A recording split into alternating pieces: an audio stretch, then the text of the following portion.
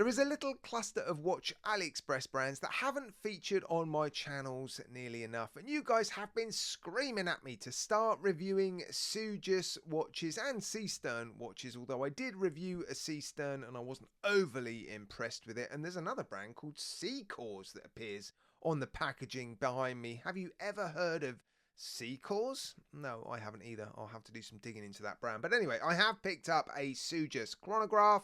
It's nice. Let me show it to you. So this is the watch I decided to pick up. Well, it's a few months ago now. I think I picked this watch up during the summer sale on AliExpress. I've just checked out with this watch today to see how much I can pick it up for. And pre-tax, it's $150.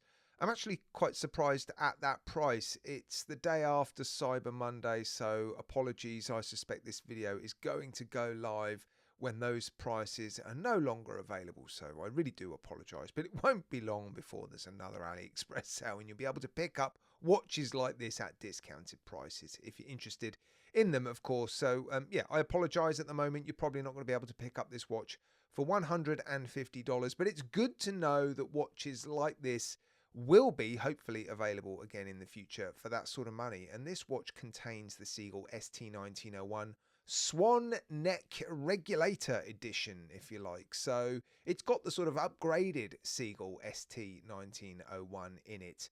And it is a good looking watch, although of course we can't credit Sugis with that. It is a homage of a Breitling, a fairly faithful one as well. So not much originality to it at all, but yeah, I'm impressed with this watch. The build quality is very, very nice. It does seem to represent good value for money. Two pieces of crystal. I'm curious to know whether or not that is sapphire in the case back as well. So I will test that before the videos end. I'll also test the loom as well. But yeah, good looking watch. I'm not wild about lightning bolt hands though, I have to say. But just as we can't credit Sugis with the overall design, I guess we can't also criticize them for the choice of the second hand, because that is how it appears on the original watch. But yeah, it is a nice looking watch, isn't it? Fully polished case though. Yeah, I think a bit of brushing on there would be nice. Lovely strap. Very nice strap actually. Nice hardware on the strap as well. There is a Sugis name on there. Look, polished though again, which I guess matches the case, and I am a bit of a stickler for that. So it's good that the finishing on the buckle matches the finishing on the case. The second hand is currently running. Let's stop that so that we can have a look at this watch, how it would normally appear on your wrist, I guess, unless of course you want a larger running second hand. There is a sub-dial at the 9 o'clock with your running seconds hand look, and then you've got the minutes in the sub-dial at the 3 o'clock. Yeah, nice dial. It's quite sparkly actually. The macro shots are showing a little bit of sparkle to this dial. So yeah, I'm pleased that people have been pressing me to review watches by Sugis, because, well, I wouldn't have picked this up otherwise, and I'm glad I have. And I think I need to now pick up a Sugis diver, perhaps with an all stainless steel bracelet, to just get an overall picture as to their build quality. This one looks pretty good, but there's not really a huge amount to judge. You need to see, I think, stainless steel bracelets with stainless steel clasps to fully understand how well a particular watch brand is building their watches. But as far as I can see, this one seems to be built very nicely. Right, there we are. We're good to go. We can now test both crystals. In the case back, we have mineral crystal. It's $150 at the moment, this watch, before tax. I think that is forgivable, but you do get a very nice piece of double-domed sapphire crystal covering the dial look. So yeah, screw down case back, bull push crown, 50 meters of water resistance. Right, I've zoomed in a bit so we can have a closer look at the dial and the finishing on this watch. And yeah, it looks pretty good, doesn't it? In terms of hand alignment, the hand on that sub-dial at the 3 o'clock looks a little bit off, but I'm being perhaps a bit too picky. The hand on the main dial, the second hand, well, it's a lightning bolt hand. So yeah, I guess that's lined up well enough. And of course, the hand on the sub-dial at the 9 o'clock is a running seconds hand,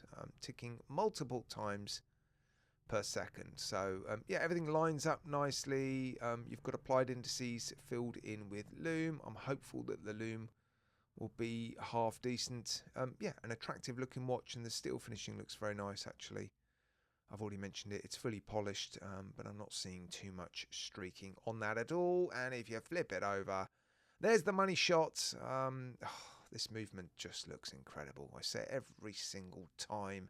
There's no wonder they put massive display casebacks on these watches, because who wouldn't want to have a good look at that? Just does not look like a $150 watch, does it? Right, let's get it on the wrist and then I can show you the loom. Right, here it is then on my roughly average sized wrist, and yeah, it is a good looking watch. Again, we can't credit Sujus with that, but I guess we can credit them with just not messing it up, because some homage watches just look off, the proportions are off, but this one looks, yeah, really, really nice. It is a fairly faithful homage though, of course.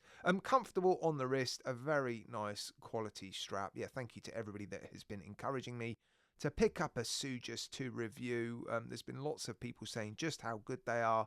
And for the money, I think this represents really, really good value for money. A swan neck regulated ST1901 in a watch built to this sort of standard, pre-tax $150 for me at the moment. Again, apologies, you're not going to be able to pick this watch up for that sort of money.